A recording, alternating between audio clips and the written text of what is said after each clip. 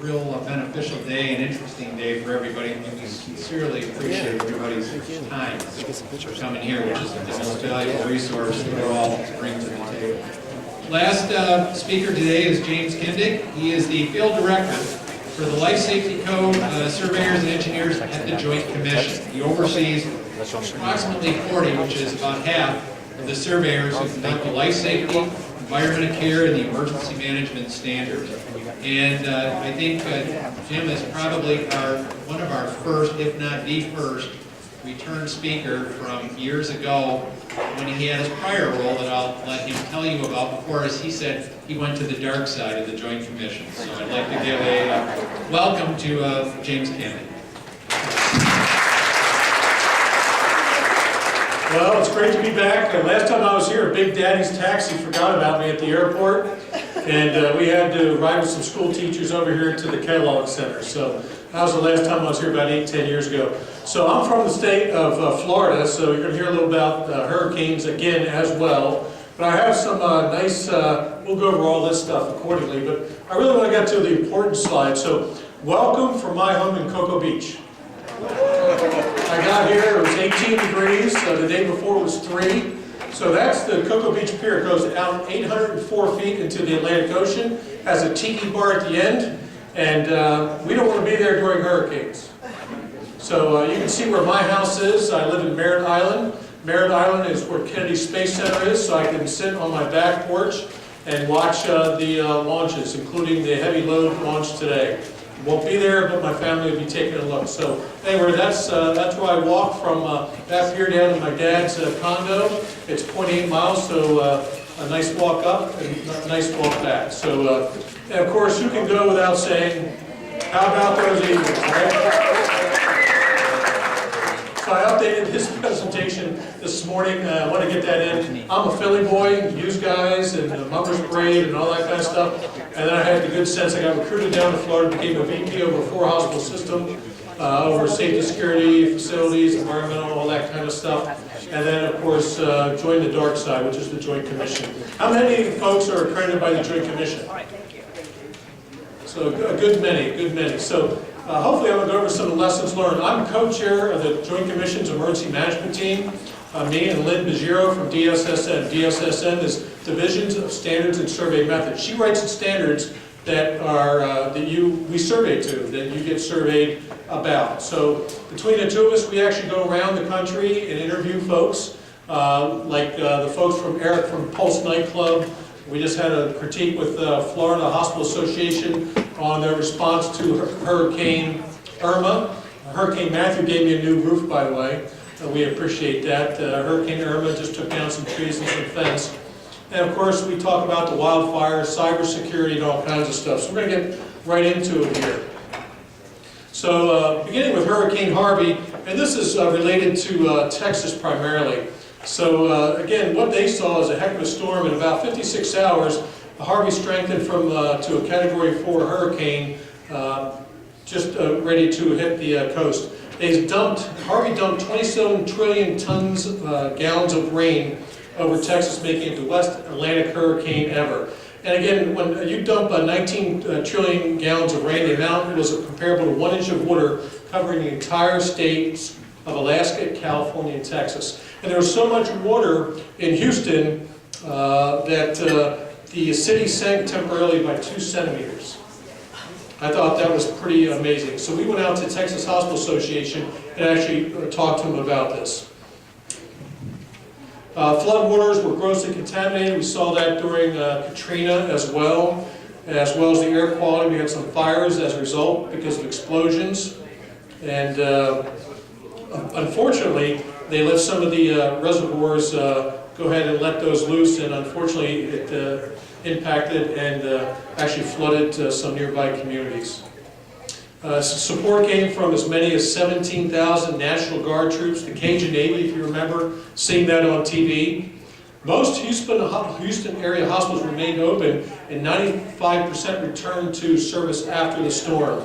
And we believe this is due to lessons learned via Allison, because Allison really taught, I think, Houston what the heck was going on, because all their generators and their switch gear and transfer switches were in the basement. So they've actually put submarine doors in those basements to stop the flow of water going in those areas. So I think a lot of lessons learned, in our opinion, from Hurricane Allison and what they did.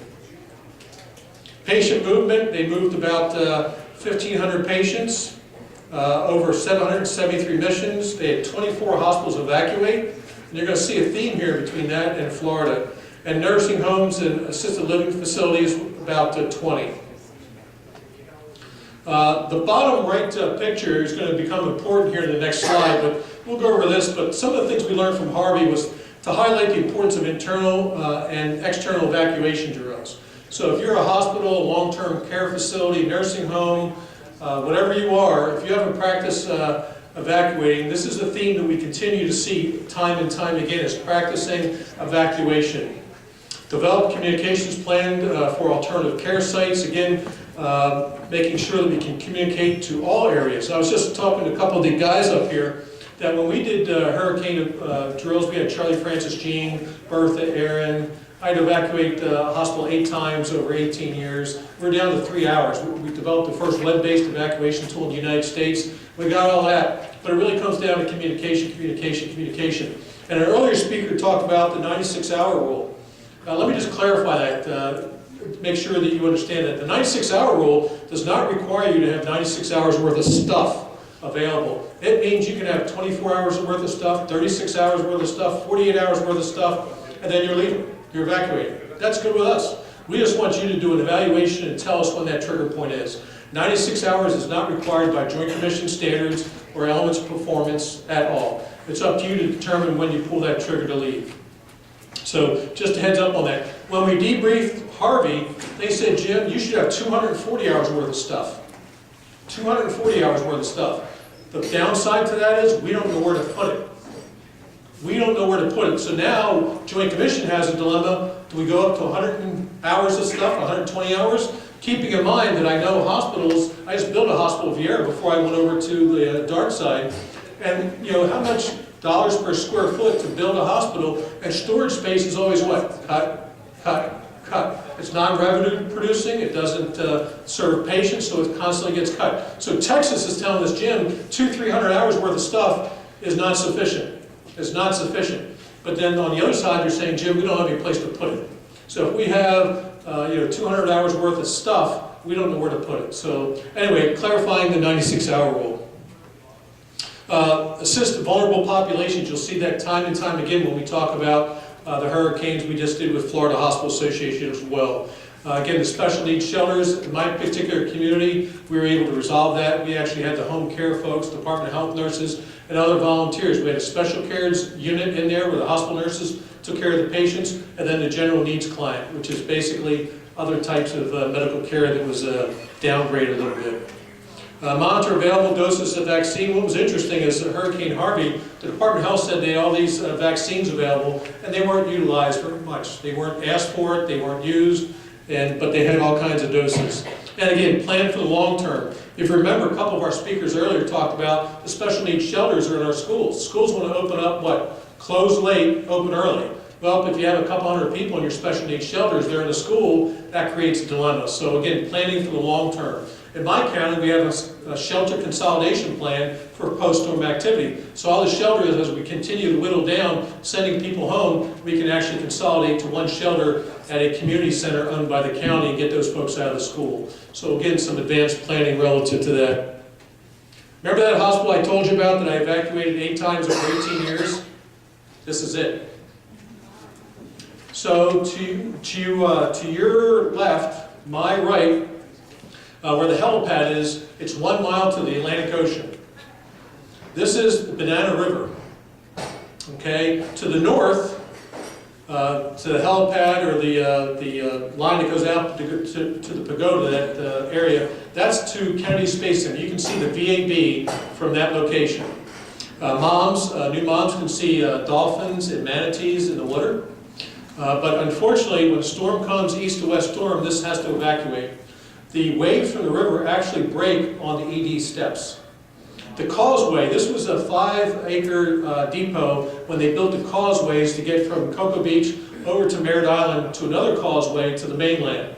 So they used this as their depot for construction activity. In the 1960s, legislature decided to put a hospital here. Not saying anything about our politicians. What do they call a group of baboons? A Congress. Just saying. So anyway, in 1964, they put this hospital here. It's a 150-bed hospital, average daily census of 82. We evacuated this 8 times. ICU patients went via our air carrier, our own helicopter, down to our other hospitals, our trauma center and Vieira Hospital. The other patients were sent home or to special needs shelters. Interestingly enough, I did a zip code, when we were planning for hurricanes and whatnot, I did a zip code sort. I found out that 80% of my staff that work at this hospital live beachside. 80%. So if I'm going to reopen this after the storm, I have 80% of the folks that may be impacted and lost their house. Right? Houses or house. Palm Bay Hospital, about an hour south is my other hospital. It's mainland. Only 20% of the staff live mainland or beachside. Only 20% of the staff live beachside. Whole different algorithm, isn't it? So now I have to worry about staffing this post-storm. Post-storm, now my generators are 2.5 stories in the air. I have a tank, above ground tank here. And there's some other things. I actually drilled a well for non-potable water to get my air conditioning up, my HVAC units, my chillers up. At other locations, I did wells and lift stations. I actually put the community's lift stations on my emergency power. Why? Because when you flush the toilet, you want it to go away and not come back, right? So I actually put generator power and supported the community. But anyway, enough about that. This is not to talk about what I learned, but this is the hospital that I had to evacuate. And by the way, if you take the causeway to your right, that goes over to Merritt Island, and then you have another causeway that goes over to Cocoa, which is the mainland. Oh, by the way, we did a disaster drill on that helipad. I crashed my helicopter 7 times in Brevard County, and what I found out was the pilot would never put it on the helipad, he would put it in the water. I never knew that, so when the fire chief said I never knew that, it became a water rescue issue, not a crash at the scene. So anyway, just a little nuance I found out when I ran a disaster, crashing my helicopter a couple times. Good practices relative to Harvey. They worked on forecasting. They had a up-to-the-minute forecast, not using channel 3, 6, or 10. And I found out if Jim Cantori standing in your beach community, you're going to die. Fortify your defenses. We talked about that. The subterranean hatches that we learned during Allison. Anticipate how staff may be impacted. I think we're hearing that with the Vegas shooting. Arrange for psychological support. I had an active shooter at Palm Bay. It was active shooter, barricaded gunman, and then he killed himself, suicide. So again, psychological support for the days, weeks, months, and year anniversary as our Vegas, as she's just getting into that now relative to the annual recovery and losing some staff. And consider alternative modes of transportation for supplies. I also heard she couldn't get her staff in. Nurses and docs, supplies is critical here. What was interesting when the Texas Hospital Association was talking to us, they kept on putting all their caches at different areas. But the problem is the water kept on creeping, and they had to keep on moving the caches around the state to higher ground. Because every time they chose a location, it became inundated with water. So they had to continually move the stashes of all these supplies around the state of Texas. Coordinated air logistics. Actually, helicopters were showing up at closed hospitals. Aircraft with patients were showing up at closed hospitals. So the word wasn't getting to those air assets that this hospital was closed. So that was something that they said, we have to have an air marshal, they need to control it, they need to know where the hospitals are closed. So that was another opportunity they identified. And again, what the impact of incident on other organizations. We heard Vegas when they went on deferral, that's it, divert. So when they went on divert, it impacted other hospitals. That's what we were seeing in Texas too, is hospitals closed, they went on divert, and of course they didn't know they were on divert. Again, air assets were showing up. So again, the impact across the state. Changing gears real quick, active shooter at Large Medical Center. We talked to Dartmouth Hitchcock Medical Center. So on Tuesday, September 12th, about 1:15, a patient was in an intensive care unit, and the son was coming to visit his mom, went in, shot his mom, and left. That was it. Have a nice day. We had the same thing at Parish Medical Center. We talked to them. The individual came in, shot the sitter and the patient, and just walked out. No other shootings, no others going on. So a nurse called the Code Blue, obviously, to try to revive the mom. It's a kind of a mall-like hospital complex, about 1.5 million square feet. Law enforcement was on scene quickly. Perpetrators caught traffic about 1 hour and 45 minutes after the incident. Partially evacuated, security sweeps, major crimes investigation. I found that with my own active shooter, that they tied up the campus as well as the unit for some time as they brought in their investigators accordingly, and tied up, and we had to go on divert, which impacted other hospitals as well. The ICU and the rest of the hospital was not reoccupied until 8 p.m. Again, this occurred at 1:15 in the afternoon, so the impact to obviously patient care, staffing, where does staff show up, how do they arrive, who's on shift, who's not on shift. The challenges, law enforcement did not want to start their sweeps until they had enough police on site. So they're staging outside. They deployed hospital security staff to escort officers on 3 separate sweeps. So again, security was very important because these large hospital campuses, even the medium-sized hospital campuses, law enforcement don't know the ins and outs of the space, what it's used for, and how to get around. Joint Commission considered tours and drills, assignment of police liaison to command center. So I know when I was doing drills and when I had my active shooter, we had a police lieutenant in our joint command center, and we would send a hospital representative to theirs. They would send a police officer to ours. So we would have that law enforcement fire rescue representative in our command centers. Security access to tactical communications channel to law enforcement fire rescue.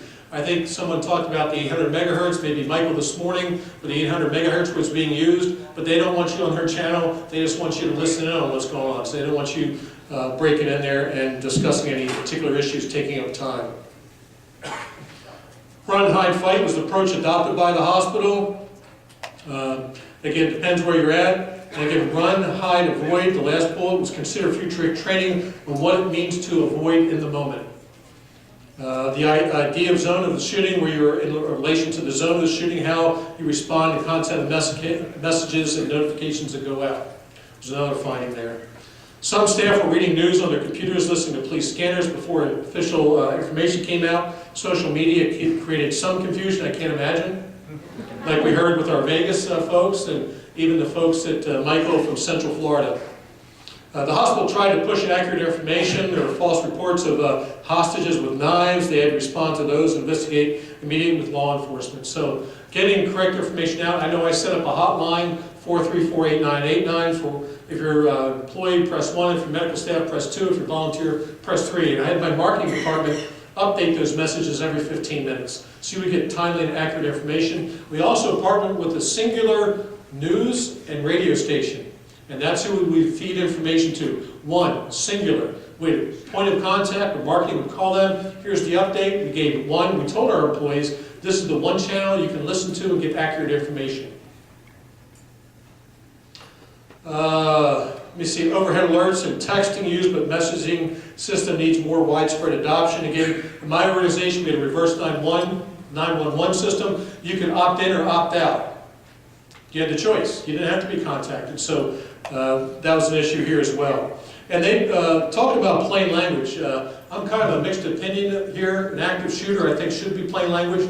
And through 2002-2003, as the state of Florida's president of the Florida Hospital Association Professional Membership Group, I standardized all the codes for the state of Florida. Code pink, we went to all colors, code blue, code purple, code red, all that stuff. In 2010, I added code silver for active shooter. Since I left, they've gone to plain language, active shooter instead of code silver, which I think is a great idea because you want to know where that shooter is. But I'm not sure code black, a bomb threat, or code pink, an infant abduction, you would want people to know because number one, they don't train with us, they don't know what to do, and we don't want somebody being tackled with a small child in the corridor, right? So I'm kind of mixed about that on what they should be using. But active shooter and some of the things that the public has an active role in, I think it's a good idea that they move forward on that. And that's the last tip there that I put on there. Active shooter, large-scale evacuation of secondary sites, decision of when not to evacuate. Again, internal evacuation, it could be unit-based, it could be the whole hospital.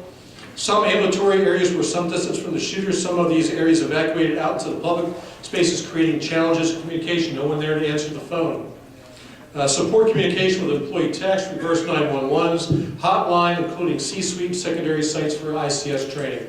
I know my organization, the C-suite had to have 1 and 2, safety and security, and the house supervisor had 1, 2, 7, and 8 ICS training, and a couple folks had 1, 2, 3, 4, 7, and 8. So you can set up your own profile, who gets what level of training, right? To make sure they can operate a command center. During my active shooter, the COO who failed ICS 100, 200H thought she could handle the event on her cell phone and walk around the building. The law enforcement lieutenant showed up to be in the command center. There was no command center. The PIO showed up. They went to the command center. There wasn't any command center. So we failed miserably in that part of our active shooter response at my particular hospital. So it's important to set up that command center and potentially secondary command centers as well.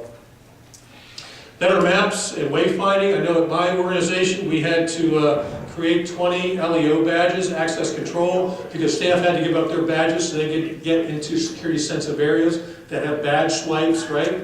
Whether it be procs or a barcode. So we actually made kits in our command centers with a set of life safety drawings. Because I remember Paula Gross called the 911 operator. She goes, I'm in Tom's office before it became Paul's, but now is Desiree's office. Where is that on the map? So now we have TMA tags on the outside. 1S22 is the room number. The reason why we have that tag is that they need a plan ops information on that. They can say 1S22 needs a new light bulb. We had it on the outside, now we put it on the inside. So Paula could have said, I'm in 1S22. Law enforcement could have looked at their thumb drive they gave them, of all the plans of my drawings, life safety drawings, of all my hospitals, or their hard copy, and say, Paula's in 1S22, we can go get her. So that's one of the changes we made. We also, in our kit, had 20 law enforcement badges that had access to everything, including the pharmacy, C-suite, everything. So we would give them out instead of giving them our badges. So that helped us out as well. They're in a command center. And that was in a to-go kind of thing. How to re-enter the facility, including sequencing access to ER and ICU, was a big issue for this particular institution. As I said, they weren't able to reoccupy some of the areas from about 1 o'clock, 1:15 in the afternoon till well into the early evening hours around 5. Psychological support, again, we're starting to hear that from the Vegas shooting. We heard a little bit about that from Michael from Central Florida relative to the hurricanes. And again, that takes time to overcome. The new normal, if I remember, our speaker from Vegas basically said she was tired of metrics for the first 3 months. Heck with all those HCA metrics they had to worry about. Now she's back to it, back in the real world relative to addressing those things.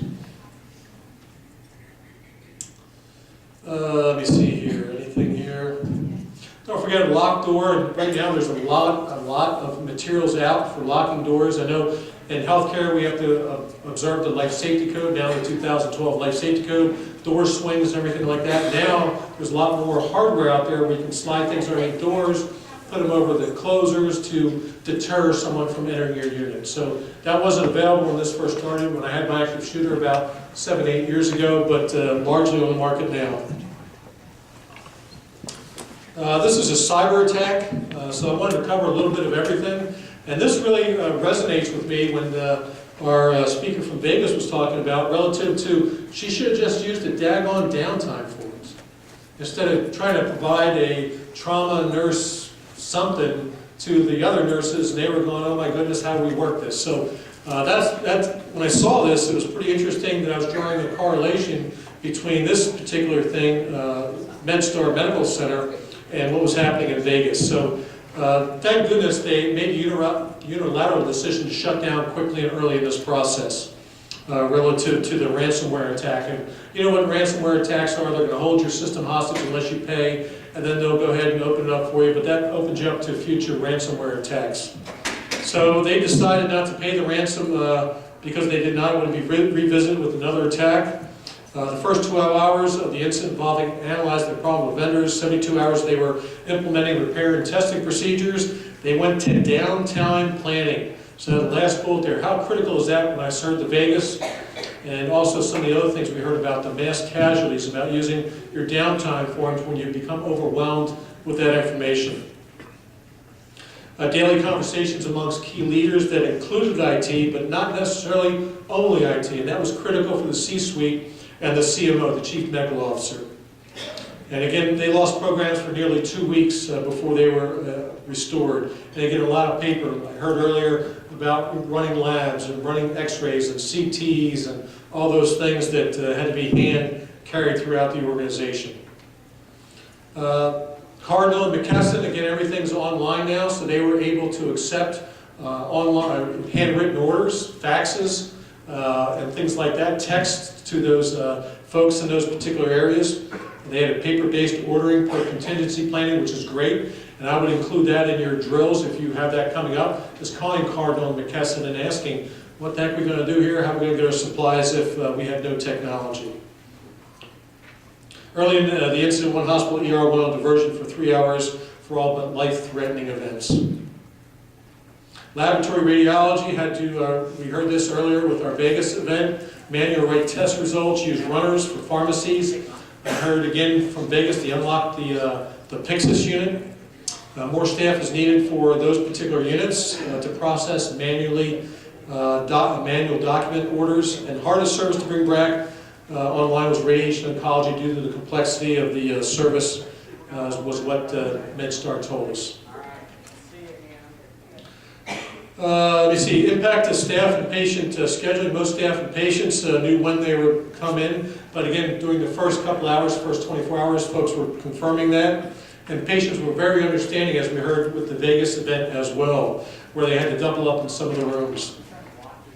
Daily conversations with Maryland, Virginia, and Washington, D.C. Departments of Health, because that's how big MedStar is in that particular region, and the impact of reporting to the DOH locally.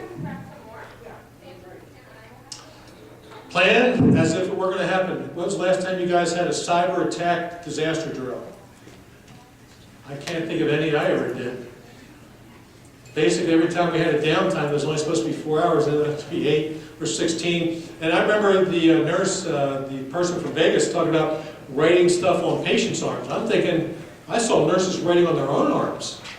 You know, on the back of the hands, front of the hands. I'm thinking, what happens when you wash your hands? It all goes away. Anyway, so I would say if you haven't done the disaster drill, you need 2 drills for Joint Commission purposes. Go Joint Commission. Go ahead and do a cyber drill and take advantage of that. This was an IT incident, but it was amazing. What MedStar told us was that the key decision makers were not IT folks, it was the medical folks, which I think is a cool thing. IT and EM, I know that I'm instructing our surveyors. I oversee about 40 of the 80 life safety code surveyors. Tim Markey Johns, my colleague. Up until last year, I oversaw all 80 that did international and U.S. surveys, hired about 20, 25 and trained them. And what we're training them now to do is try to integrate IT and EM in discussions during the EM session. So we're starting to talk a lot more about IT and EM integration and what that's all about during our surveys. Let me see here. And also, when you're doing your drills, make sure it's just not a loss of one particular ER or OR or trauma type thing. You might want to say everything failed and go from there. Outpatient sites should be included. Don't bring everything back online at once. They recommend it be sequenced. Let me see. Share information about using a variety of methods and timeframes, including overnight functions and staff 24/7 preparedness. So what happens when day shift goes home? So again, making sure that those lessons learned are carried out and those processes are carried out in the future. Moving on to fires. October 8th, we had a couple of fires in Santa Rosa, California, and within the 24-hour period, it turned into hundreds of fires. Looked at an impact of communications tower, mobile phone lines were burned down, communications were not very well done. 840 patients were evacuated from healthcare facilities, including 2 major hospitals. Some of the folks we talked to at this particular briefing were hospitals, residential care centers for developmentally disabled folks, continuing care such as assisted living facilities, health services, rehab, skilled nursing, community health centers, and with multiple locations. So it goes through some of this as well. So hospital number 1, extreme fire conditions, open their command center, discharge evacuation patients at the same time. That must have been bipolar. You're admitting and discharging at the same time, trying to lower your census. Excuse me. Very, very smoky. I experienced this in Florida during our wildfires a couple years ago. And matter of fact, we had to actually close our air handlers on the roof for certain amounts of time. You'll see this come up a little bit later on, that during the morning, because of the fog and dew, that they actually shut down their air handlers in the morning and open them up in the afternoon to make sure that they weren't sucking in all the local ash and smoke from those particular areas. Engineers were running around campus putting out small fires, again, very, very dry areas. I was just in Sacramento talking to a health group out there, and the grass, I've never seen grass that's real long, burnt, it just fell over with brown looking. I mean, nothing was green whatsoever. Everything was brown, but you could tell there was a spurt of rain and they grew and then they fell over. So anyone driving down the road in Sacramento, flicking a cigarette out the window, would start a massive fire in that particular region. I was just amazed at the brown colors of everything. Provided supplies for fragile evacuees brought over by the Red Cross. Status reports was important, and employee assistance programs as well for psychological support. Facilities, as soon as the last patient was out, facility manager arranged scrubbers, air duct maintenance, etc. Every inch had to be clean of their duct work. They reopened after 8 days. Challenges, as we heard with Vegas, was patient tracking forms, air quality, staff inability to access hospital due to roadblocks. And when we get to the Florida hurricanes, you're going to hear a little bit more about that as far as roadblocks. Going forward, we'll create go bags for patients. Same thing with Joplin. If you read the Joplin report from the Missouri Hospital Association, they talked about go bags. One of the things I learned about reading about Joplin is they had slippers. So all the patients that could ambulate couldn't, because all the broken glass and metal. So I actually went out and bought a couple hundred pairs of slippers, one size fits all, and have go bags in all my hospitals, in my ER areas. So frankly, I can distribute slippers that have real thick soles so they can ambulate and get out of the building or walk to an ambulance or some type of conveyance. So that's what I learned from Joplin as well. Evacuation equipment and other disaster supplies are difficult to locate in the moment. We'll still employ them better going forward. Now, I was listening to our Vegas person, and I identified green, yellow, red, black areas, start to finish. Karen Ketchy started that at Jacksonville as a DMAT team leader. I know that outside my rooms that have the green, yellow, red, and black supplies, I actually have a 12-inch by 12-inch big piece of red, green, yellow, black. So that door has a big old thing on it. You open up the door, there's a card with a yellow, green, black, or red piece of plastic on it, so you know where it is. And the directions are on there. This goes over here, so you know exactly where to take it as well. So as far as disaster supplies, difficult to locate in the moment and store and deploy then going forward. I was just harkening back to the way I handled it in Florida. ED will communicate more proactively with other organizations. Again, this is what we heard earlier relative to Harvey, that they were actually showing up, ambulances were showing up at places and ERs and hospitals that had been closed. Had communications issues with staff after incident, more so than during, and they felt they were not getting information as far as the nursing staff when the hospital is going to reopen. Hospital number 2, while driving to the hospital, the administrator observed flames on both sides of the overpass. Firefighters arrived at the hospital, informed the hospital they were taking a last stand with the trailer park, and the hospital decided to evacuate. What a mess, huh? The firefighters are telling you, we're taking a last stand here, and all else fails, we're out of here, right? To communicate with staff, use computer-based communications, and tiered, and we heard texting worked pretty well with many of these disasters if the phones went down. Evacuated over approximately 122 patients beginning at 3:30 a.m. Every patient was assigned a staff escort. I thought that was pretty cool as well. And they actually, I underlined this morning when I was reviewing it again, they used rolling office chairs when they ran out of wheelchairs. I guess anything will do. I wonder if they had size on them. I'm just thinking how you strap them into the chairs anyway. You duct tape them? That'd be your restraint, right? Can't restrain them. ED had 35 patients at the time of evacuation, used private vehicles. When we talk about Pulse nightclub shooting, I know you heard from Eric about this, so I'm not going to go into detail, but I actually did a MedDef, a Medicare Deficiency Follow-Up Survey. Lucky ORMC for me being chosen to do that.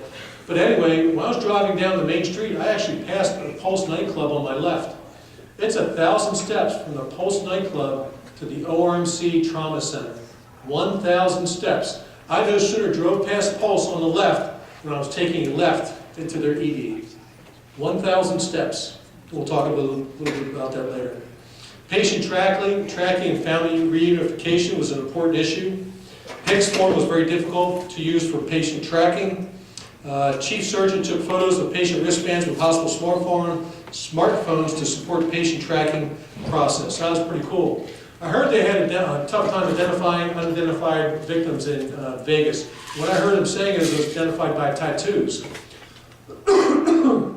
Excuse me. I developed a Brevard Victims Network, so we actually had people put a little chart or a little card on the person's chest, put their triage tag number, male, female, race, approximate age, and on the bottom it said special markings. We would write down the actual tattoo. And what we had them do was the social work and chaplains would take pictures of all these people. We would share it with all the EDs within an hour. So now you didn't have to go down to the morgue and zip body bags and say, is that your loved one? So we shared those photos within 1 hour to all the hospital command centers in our community, 7 hospitals, and we sorted by male, female, and child. So now you would sit down with a chaplain or social worker and go through those pictures within an hour. We couldn't wait a day. We couldn't wait 24 or 48 hours. The Red Cross said we'll be there in about 24 to 48 hours for a family unification system. What happened after 9/11? How long did it take family members to start calling hospitals? 20 minutes. 20 minutes. So I'm figuring I got an hour and I'm already starting to take calls. So you can sit down, bring it up in a computer, sort all the pictures of this particular individual. We know what happens during trauma. I'm an engineer, I'm not a clinician. So again, stuff happens to bodies as a result of contusions and abrasions and things like that. But we would take a picture of that with the triage tag information on it and any special feature on their body, tattoo of mom on right ankle, whatever. And that's where they were being identified. So we do that every time we do a drill, we do that. We have actually a Go kit. In there is a phone with a flip, so you can just plug it into the computer, download it, send it to command center sorts it, sends it out to other hospitals within 1 hour. We test that every time we do a disaster drill. Anyway, so that talks a little bit about the photos, the patient wristbands. Hospital number 2 evacuated to a smaller hospital. I think Michael talked about that. They had one of their larger hospitals evacuated to a smaller hospital. Wheelchair and walking patients were sent on buses, private vehicles. Employees were paid throughout, which is kind of cool, I think. And challenged hard time printing patient summaries and marking hospitals closed so that no one would come there. The Developmental Center also joined us during this call, and they had some other issues as well. They had several vans and buses, but didn't have enough, so ended up shuttling some folks back and forth to the evacuation area. Facebook, they said, worked well as a backup to communication. Staff support included many town hall meetings after the initial disaster. Challenges: residents need specialized chairs, specialized beds, and other equipment. Had done multiple drills, so evacuation went relatively smooth. CHP escort was very effective for their vehicles. Difficult to assess medical baseline and specialized needs for evacuation, during evacuation or at off-site locations, and set up memorandums of understanding for wheel transport and requires different types of vehicles, not just your non-medical stretcher vehicles. So they needed wheelchair and stretcher vehicles as well. Continuing Care Center, 68 of 72 residents were evacuated, typically by ambulance, had backup communication channels. The phone lines were non-existent, they were burned up in the fire. Took about 1.5 hours to evacuate. What was interesting about that, remember I talked about Cape Canaveral Hospital, my hospital, 80% of the staff lived beachside. Well, here it is, the staff support, some staff lost homes. And some of the organizations helped pay insurance deductibles, which was kind of cool as well to hear. Ventilation system required inspection, and the problem was there was no vendors around to help them. So they ended up calling for somebody from LA to come out and give them a hand. Best practice, they evacuated early. Be proactive about recovery, consider restoration of air quality and telecommunications services. Community Health Center, largest health center, was behind a wall of fire, incurred significant destruction, impacted care in over 20,000 patients. Opened their school-based clinic to support that as well, and opened 3 other sites sporadically. The lesson learned here is determined for future, it may be better just open and support one site instead of 3. Patients fleeing and evacuating were not immediately coming to all the health centers. So again, communication and identification of a specific location to evacuate to is what they told us. Build a call center at one of the sites helped to get refills to patients quickly. They're talking about medications and other prescriptions. They had MOUs with the county, but no clearly defined expectations of what county needed from the health centers. Deployed health center staff to shelters, at the same time kept their centers open. Lost large site which housed the pharmacy. Again, all their pharmacy stuff was unavailable. The sprinkler ran in one particular organization for 7 days. So it's pumping, that's thousands of gallons a minute through their sprinkler system for 7 days because the building was evacuated, no one there to turn it off.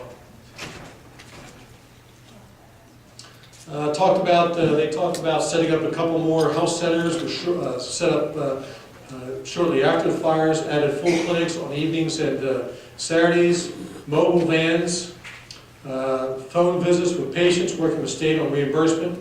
HR policies, working for paying staff was one of their issues that they came up with. This other community health center talked about the patient population being ethnically diverse. They had a big Spanish language only population, as well as some Cambodian populations, again single language only, so that actually threw up some challenges they weren't aware of that they had to address. Smoke, obviously breathing smoke, created headaches. Those people prone to asthma had an impact as well. And recovery will require over a year. I remember after Charlie Francis and Gene hit Florida, we had blue tarps for up to 10 years later.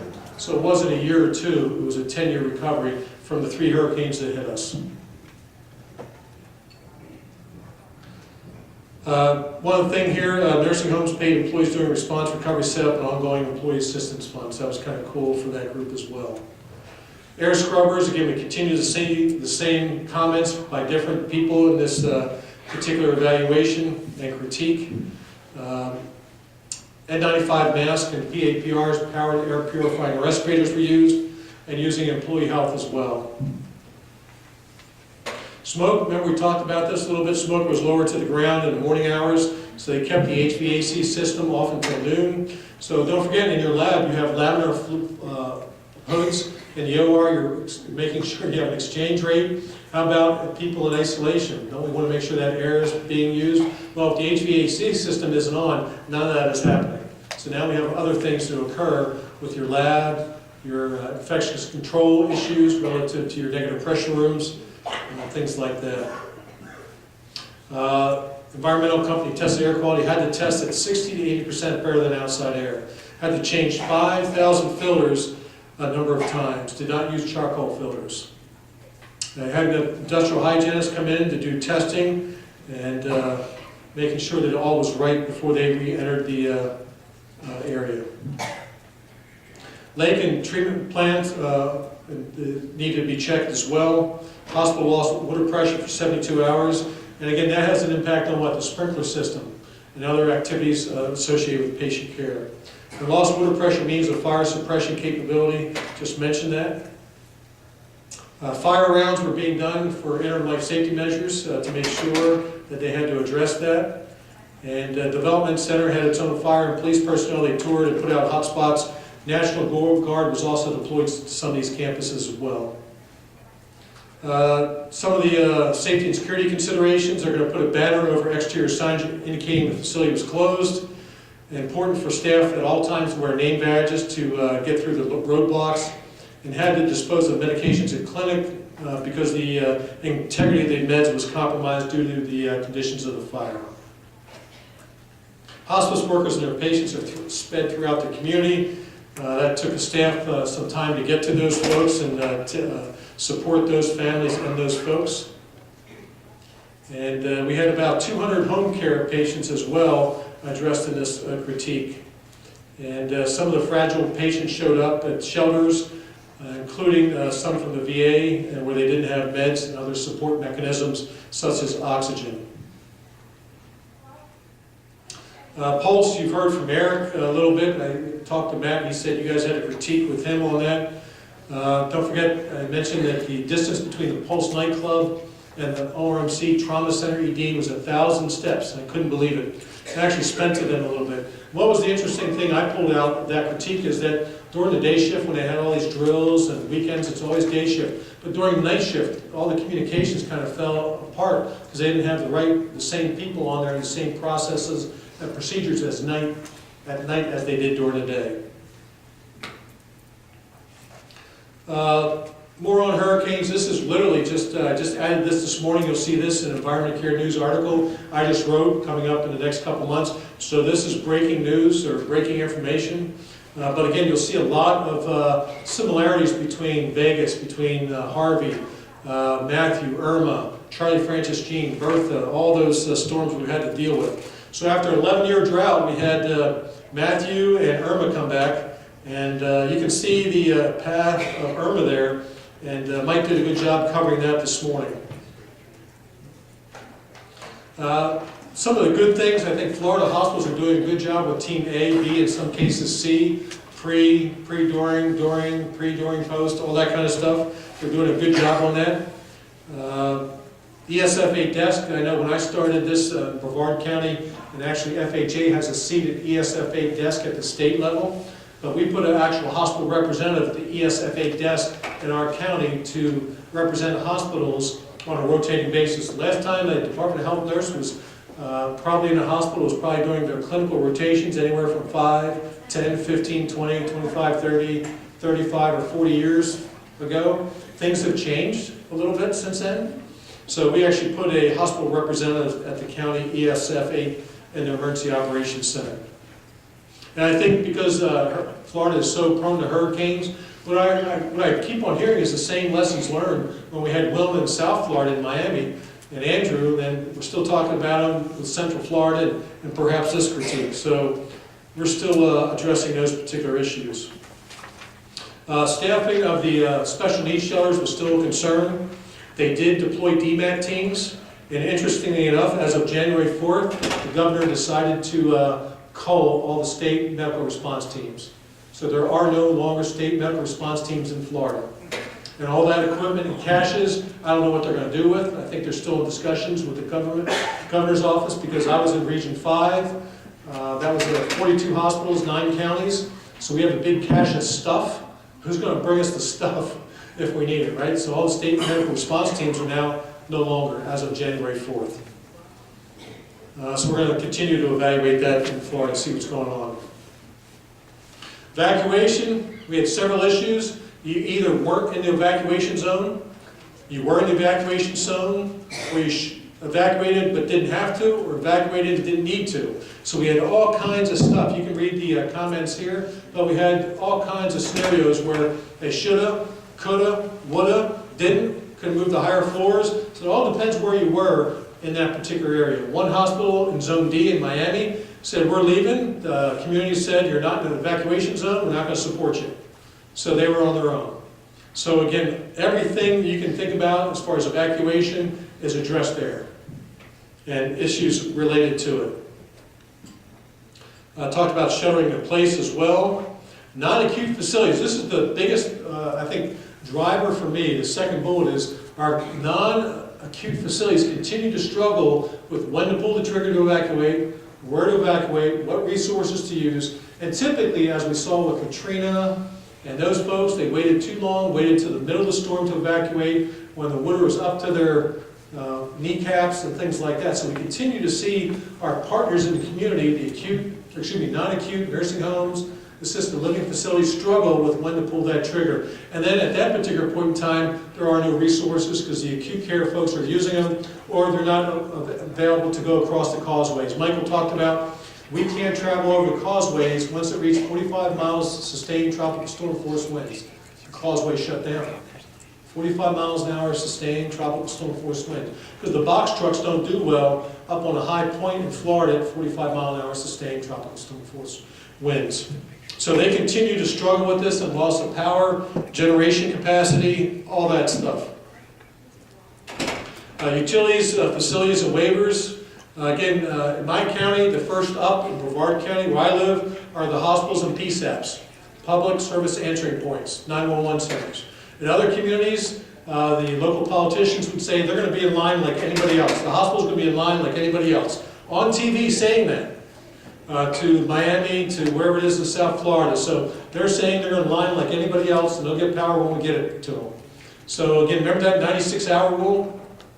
Should be a 200-hour rule, right? But we don't know where to put the stuff, right? So anyway, in my county, I was able to negotiate with the power providers, FPL, Florida Power Light, that we're in the top 1%. Hospitals get done first along with PSAPs. An issue came up with the waivers during the Florida Hospital Critique. It didn't come up during the Texas Hospital Association. This is beyond the 1135 waivers. We have to notify you're closing or taking more patients or whatever the case may be. This had to do with dialysis patients and other care providers. And what the rule says is those dialysis patients have to be unscheduled and you can provide them emergency dialysis, which makes no sense. So now you're going to clog up the ER because they're going to have to show up to the ER, they're unannounced, then they're going to have to go through dialysis and they have to send them up to the dialysis. So this really talks about the non-1135 waivers. So I added a link to it. It'll be in the article in EC News, and you'll have copies and access to this PowerPoint as well. But this is not the 1135 waivers. This is the other waivers relative to dialysis and other specific issues related to acute care, and how CMS wants you to go about that. We saw a short video clip. I have a video clip from Charlie Francis and Gene I always play, but because of time I didn't bring it. It brings tears to my eyes still, because you see all the efforts, and of course it starts out doom and gloom, and all of a sudden it's sunshine and rainbows, and everybody's happy, except for the people that have to put the building back together. Anyway, 150 associates, including the CEO, filled 6 tons of sandbags to keep the water, and you actually see pictures of the water rising on the sandbags.